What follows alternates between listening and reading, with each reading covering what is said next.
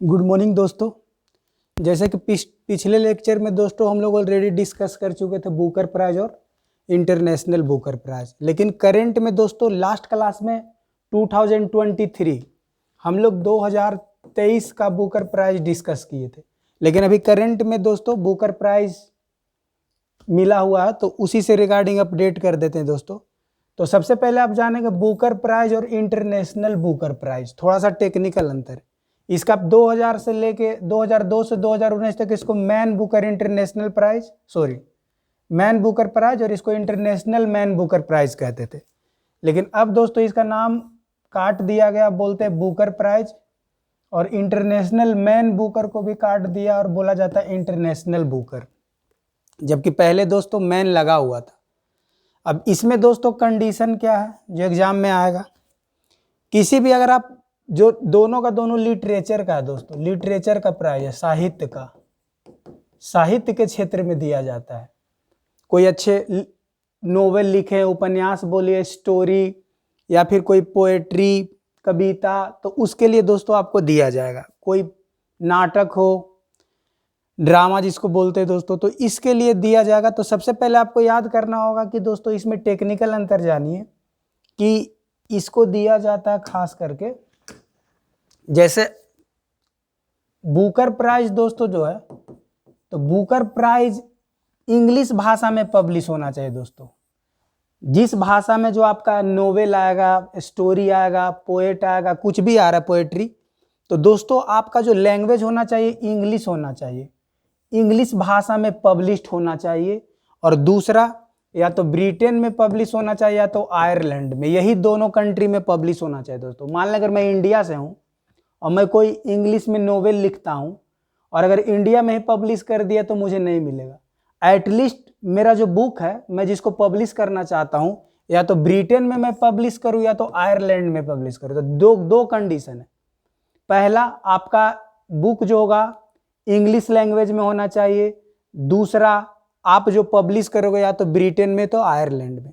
जबकि आप दोस्तों इंटरनेशनल बुकर का बात करोगे तो इंटरनेशनल बुकर दोस्तों ये भी कहाँ पब्लिश होना चाहिए, ब्रिटेन में या तो आयरलैंड में। लेकिन इसमें कंडीशन ये है कि आपका प्योर इंग्लिश नहीं, ट्रांसलेटेड इंग्लिश होना चाहिए। मतलब दो लैंग्वेज इसमें यूज होता है। जैसे कहने का मतलब कि मैं अगर कोई हिंदी भाषा में कोई स्टोरी लिखा हूं तो उसको ट्रांसलेटेड होना चाहिए इंग्लिश में। तो ये दोस्तों ये भी इंग्लिश है लेकिन ट्रांसलेटेड इंग्लिश है, ये पॉइंट याद रखना है। बुकर वाले में हम बताए थे दोस्तों, यहाँ आप देखोगे कि बुकर वाले में आपका सिर्फ प्योर इंग्लिश में, इंग्लिश लैंग्वेज का नोवेल होना चाहिए, स्टोरी होना चाहिए, कुछ भी होना चाहिए। जबकि इंटरनेशनल में दोस्तों ये भी इंग्लिश होना चाहिए लेकिन ट्रांसलेटेड इंग्लिश होना चाहिए। मतलब इसमें दो लेखक और दोस्तों ट्रांसलेटर दोनों को ये अवार्ड मिलता है। ये बेसिक कॉन्सेप्ट जानना जरूरी है। और याद रखने के लिए दोस्तों बुक का नाम याद रखिएगा, लेखक कौन है और देश किस कंट्री का मिला है। जबकि इसमें भी दोस्तों दो नाम याद रखना, एक तो बुक का नाम, दूसरा लेखक का नाम, और तीसरा जो ट्रांसलेटर अनुवादक, और चौथा देश का नाम। तो इसमें 4 कंटेंट याद रखना होगा दोस्तों। तो आप देखेंगे सबसे पहले कि इसमें किनको मिला है। तो आप देखोगे दोस्तों 2024 का जो बुकर प्राइज मिला है समंता हार्वे को मिला है। तो समंता हार्वे दोस्तों राइटर का नाम है, ये कहाँ की है, ब्रिटिश है। तो पूछ देगा कि समंता हार्वे कहाँ की है, तो ब्रिटिश की। इनका बुक का नाम दोस्तों ऑरवाइटल है।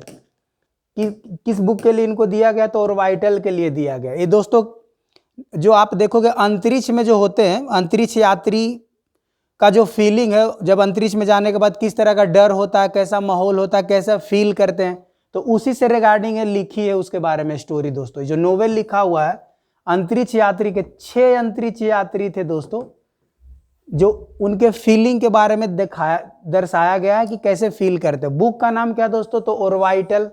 लेखक का नाम दोस्तों क्या है, तो समंता हार्वे। और कहाँ की है, तो ब्रिटेन की है। तो 3 पॉइंट याद रखना, 3 फैक्ट दोस्तों। तो 2024 का जो बुकर प्राइज किनको दिया गया है, समंता हार्वे को। किस बुक के लिए, ऑरवाइटल के लिए। कहाँ की है, तो ब्रिटिश की है। और दोस्तों ये कौन से बुक में, कौन से लैंग्वेज में पब्लिश हुआ होगा, तो इंग्लिश लैंग्वेज में पब्लिश हुआ होगा। क्यों, क्योंकि जो बुकर प्राइज होता है इंग्लिश लैंग्वेज में पब्लिश होना चाहिए। और कहाँ पब्लिश होना चाहिए, या तो ब्रिटेन या तो आयरलैंड। तो बस यही 2 पॉइंट याद रखना है दोस्तों। बाकी आपको याद रखना है इंटरनेशनल बुकर, थोड़ा सा अगर देखना चाहोगे तो आप देख सकते हो, लास्ट क्लास में डिस्कस किए थे। इंटरनेशनल बुकर प्राइज जो मिलता है दोस्तों, ये भी अभी हम क्या बताएं, ये भी कहाँ पब्लिश होना चाहिए, ये भी दोस्तों पब्लिश होना चाहिए कहाँ, तो या तो इंग्लैंड सॉरी या तो हाँ या तो ब्रिटेन में या तो आयरलैंड में पब्लिश होना चाहिए। लेकिन ये प्योर इंग्लिश नहीं होता, ये ट्रांसलेटेड इंग्लिश होता है। पहले जैसे आप देखोगे, और इसमें दो, इसीलिए इसमें दो एक लेखक को मिलता है और एक अनुवादक को, एक राइटर को और एक ट्रांसलेटर को। तो दोस्तों ये दोनों जर्मनी के हैं।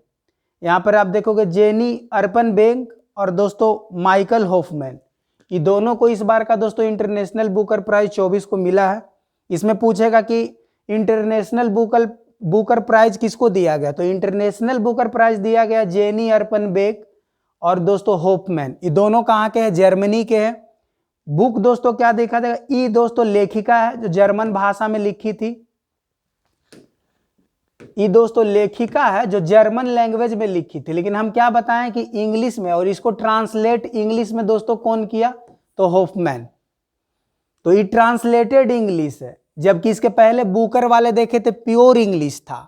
और जबकि इंटरनेशनल ट्रांसलेटेड इंग्लिश को मिलता, आप कोई भी भाषा में लिख दो, हिंदी में, फ्रेंच में, जर्मनी में, रसियन, चाइनीज, किसी भी लैंग्वेज में लिखा हो, लेकिन ट्रांसलेटेड किस में होना चाहिए, इंग्लिश में। तो दोस्तों जर्मन में लिखा हुआ था, ये जो लिखी थी, और ट्रांसलेट किए थे इंग्लिश में दोस्तों हॉफमैन, इसीलिए दोनों को प्राइज मिलता है। तो इसमें पूछा जाता है लेखक कौन है, तो जेनी अर्पनबेक, और ट्रांसलेटर दोस्तों कौन है, तो हॉफमैन है। तो दोस्तों इनको इसी के लिए मिला है अवार्ड। और इनका दोस्तों आप देखना चाहोगे तो आयरलैंड में पब्लिश, तो ऑलरेडी देख चुके हैं दोस्तों। और इनका जो बुक का नाम है दोस्तों कैरोस। बोला किस, पूछेगा कि बुक का नाम बताइए, तो कैरोस दोस्तों। तो 3 फैक्ट इसे याद रखना है। एक नाम रखना लेखक का नाम, तो जेनी अर्पनबेक, बुक का नाम तो कैरोस, और अनुवादक का नाम तो हॉफमैन। और दोनों कहाँ के हैं, दोनों जर्मन के हैं।